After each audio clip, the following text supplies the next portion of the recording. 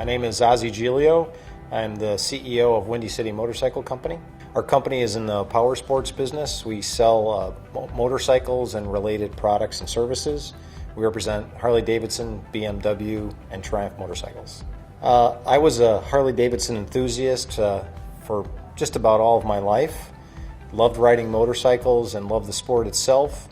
Was working in a large publicly traded company and decided that I wanted to marry my passion and got involved in the motorcycle business. The greatest challenge I think that I've experienced as CEO of this company is managing growth over the course of our 18-year history. We started out as a relatively small operation, $6 million in revenue, 14 employees, one location, and today we're $150 million in revenue, 400 employees, and spread out geographically into several states. That's a lot of growth, and a lot of that growth has occurred in the last 15 months. And so managing that growth has been a very difficult project, especially for me, in that when you grow that quickly and that rapidly, the personnel changes are required, automation's required. So managing and navigating our way through that growth has been an extremely challenging environment, but tremendously rewarding as well.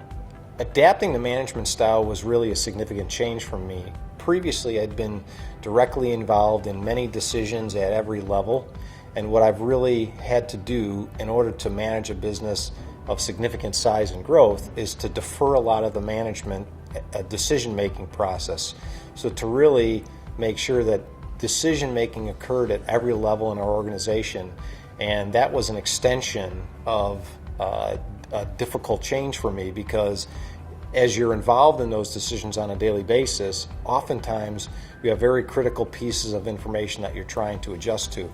So providing guidance, metrics, and barometers so that people could actually make their own decisions really was a transition and a pivot for management for me.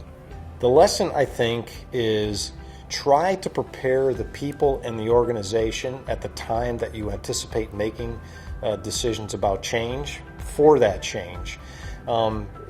Oftentimes, I think what we've experienced is we transition and people are not expecting it, or we're not anticipating it, are very uncomfortable with change. And so the more time you have to prepare people for change, the better they will be able to self-manage change. The best business advice that I've ever been given. That's a great question. I think that it really came more in the sense of a conversation than it was a specific piece of advice. Years ago, I worked for Equity Residential Properties Trust, and it was a publicly traded company. And I was having lunch with Sam Zell, who's an iconic real estate figure here in Chicago. And Sam was my boss, and we were talking just about the history of how Sam got to where he was in his business environment. And one of the things that he said to me resonated, and he said, "I was never afraid that I wasn't going to make money."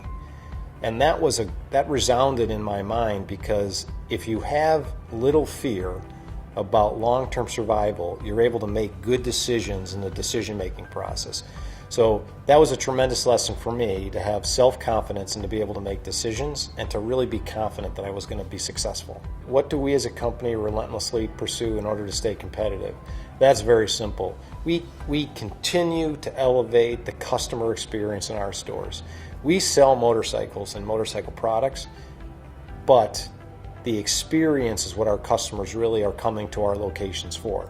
So continually evaluating how we're delivering the customer experience in our locations is critical to our environment.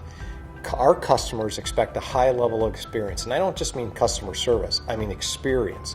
They want to touch product, they want to feel it, they want to talk to people who are very knowledgeable, they want to ride with our staff. So increasing that level of experience every time that someone comes through our door is the key component, and really is the difference between us and somebody else who sells the same product that we do.